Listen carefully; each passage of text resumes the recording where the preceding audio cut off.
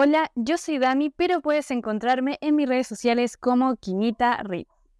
Antes de comenzar, quisiera comentarte que subo videos sobre cómo es estudiar periodismo, sobre libros, series y películas, así que si te interesa el contenido, te invito a suscribirte.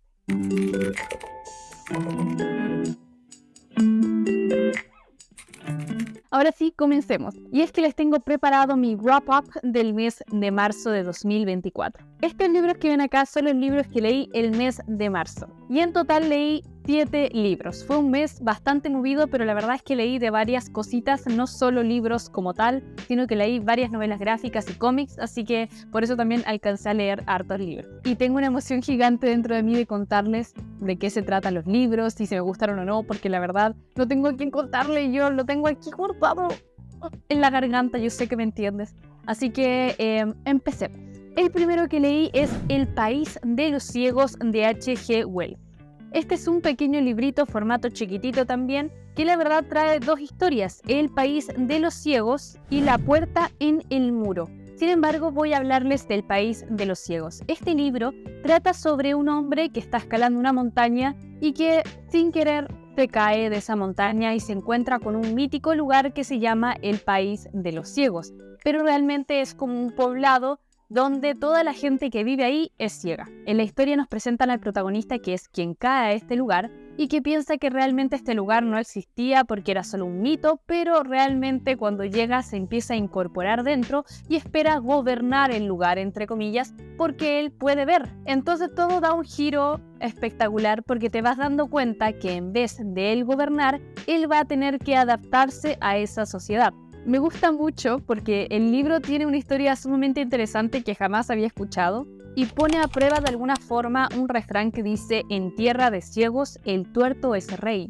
Creo que la historia es bastante entretenida, te pone a imaginar muchísimo y te hace dar cuenta que realmente no por el hecho de ver este hombre iba a poder gobernar a este mundo, porque si nosotros nos ponemos a pensar en este momento, si llega alguien y dice: tengo un sentido que nadie nunca ha experimentado porque nosotros no lo tenemos, y llega él y dice: sí, existe, y yo soy superior a ustedes porque yo lo tengo. Todos quedaríamos como: what the fuck, ¿qué le pasa a este loco? Y efectivamente eso es lo que le pasa al protagonista, porque él conoce este sentido, pero todo el resto lo ignora. Entonces no es que él tenga algo que los otros no tienen, sino que él tiene algo que los otros piensan que no existe, que no es real. Entonces es bastante interesante cómo lo plantea el libro y me gustó muchísimo, se los recomiendo. El segundo libro que leí en el mes fue Te doy mi corazón, de Julia King. Empecé la saga de los Bridgerton y he avanzado, siento yo, bastante rápido. Empecé el mes pasado, en febrero, y me leí El Duque y yo y El Vizconde, que me amó, que los tengo ahí arriba. Terminé el tercero y actualmente estoy leyendo el cuarto, pero no lo tengo en físico, así que lo estoy leyendo en PDF. Siento que esta historia tiene su identidad propia. Sé que la mayoría de los libros de Bridgerton se parecen porque tienen este final feliz y generalmente la historia avanza hacia el mismo lugar, pero me gustó este porque nos pone como referencias a la Cenicienta y me hace acordar como si fuese un retelling de la Cenicienta de una forma diferente y divertida también. Nos presenta a la protagonista, que es sumamente interesante porque ella tiene una madrastra y más encima tiene dos hermanastras malvadas y tiene la oportunidad de ir a vivir la noche de sus sueños, pero solo hasta las 12 de la noche, porque ahí vuelve la madrastra del baile, digo, porque ella también fue. Y se escapa ocupando unas zapatillas y un vestido y todo muy Cenicienta, la verdad. Y conoce a Benedict Bridgerton. Y en esa noche tan especial ambos sienten una conexión mágica el uno por el otro. Pero pasan los años y Benedict Bridgerton jamás volvió a verla. Y desde ahí se empieza a desarrollar la historia. La verdad es muy entretenida y me encanta que tenga esto como de Cenicienta. Me gustó muchísimo y es genial para pasar el rato. Me encanta que los protagonistas de los Bridgerton, los hombres, como el Vizconde también, Anthony, siento que son demasiado románticos y tiernos, y la verdad es difícil encontrar protagonistas que sean tan románticos en ese sentido. De hecho, choca un poco porque el primero, no es un Bridgerton, el protagonista del primero, que es de El Duque y yo, sino que es el Duque. El Duque no es tan romántico, siento yo, como los siguientes libros donde nos ponen como protagonista a los otros Bridgerton, como Anthony y Benedict. Ellos realmente son un amor y es cosa de leer los diálogos que tienen. Ay, es que mi corazoncito. Así que se los recomiendo totalmente. En general, la saga de los Bridgerton es preciosa y para leer algo romántico y llenarte el corazón de felicidad está perfecto. El tercer libro que leí fue Bajo el Sol.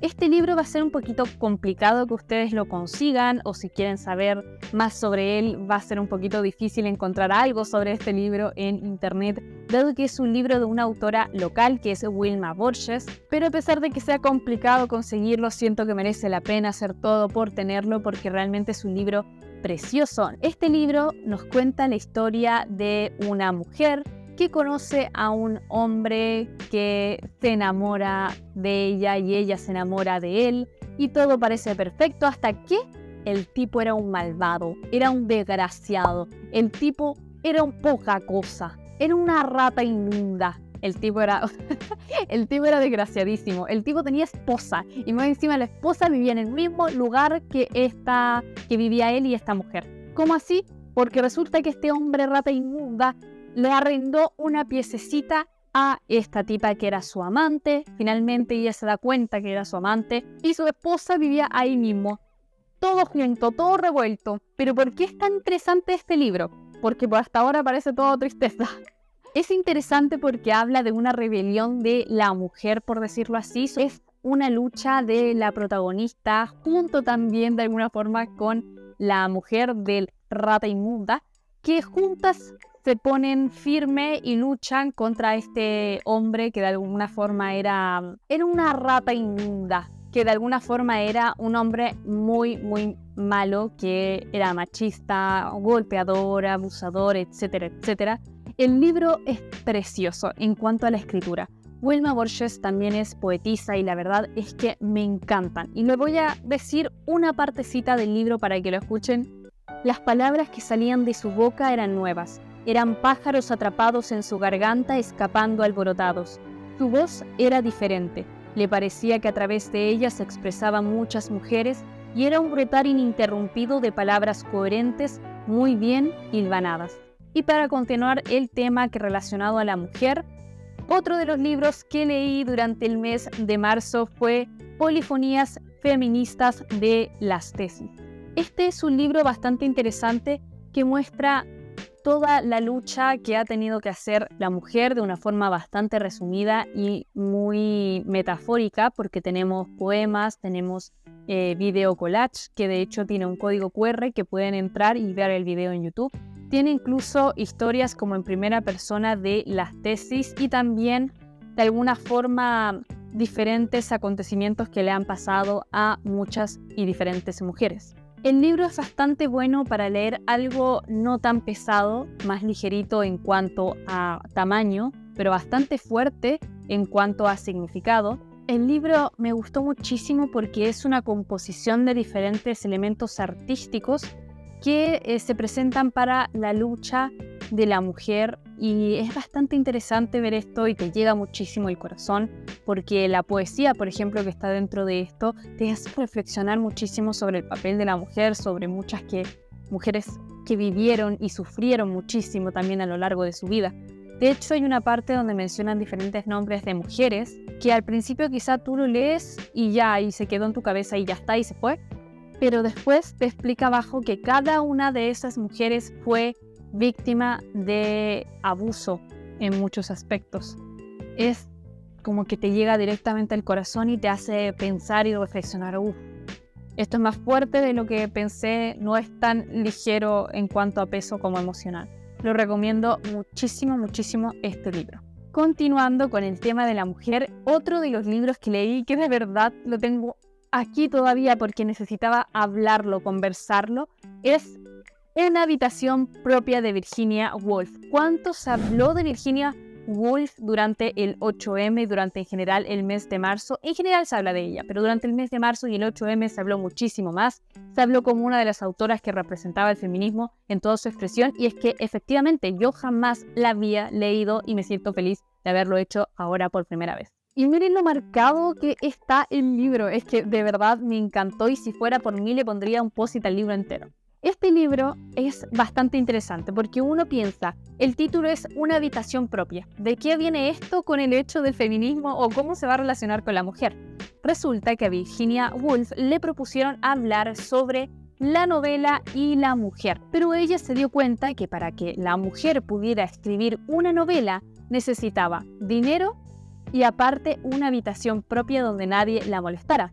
Pero se dio cuenta que antes de 1929, que fue donde se escribió este libro, las mujeres no tenían ni dinero ni una habitación propia. Y no porque no quisieran, sino porque no tenían las oportunidades para poder tenerlo.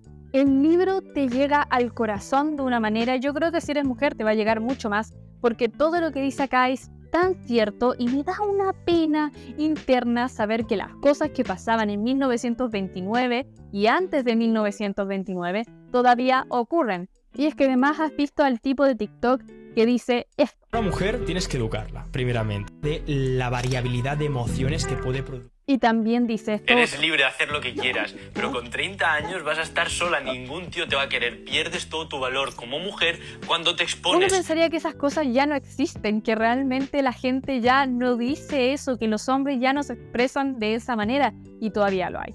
Todavía lo hay. Ella dice en este libro que diferentes opiniones de hombres como Napoleón, como Mussolini, etcétera, etcétera, e incluso nombra a otras personas más, citaban que la mujer era una persona moral y físicamente y emocionalmente y todo lo que puede hacer con mente inferior al hombre.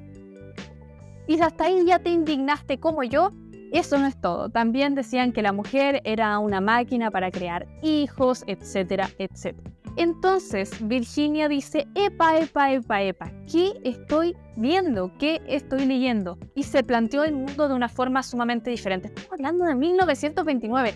¿Quién en 1929 tenía esta opinión sobre el mundo, sobre las mujeres, sobre los hombres y sobre la diferencia entre los dos, sobre el machismo y el feminismo? Es que realmente me sorprende pensar que en 1929 Virginia Woolf estaba dando estas declaraciones porque se escuchan demasiado actuales. Sin embargo, también dijo, ¿y qué hubiese pasado, por ejemplo, si Shakespeare hubiese tenido una hermana y esta hermana hubiera tenido el mismo don que él? ¿Qué hubiera pasado con esa hermana? ¿Hubiera triunfado y hubiera podido tener su habitación propia y dinero y poder crecer profesionalmente como Shakespeare? Pues no.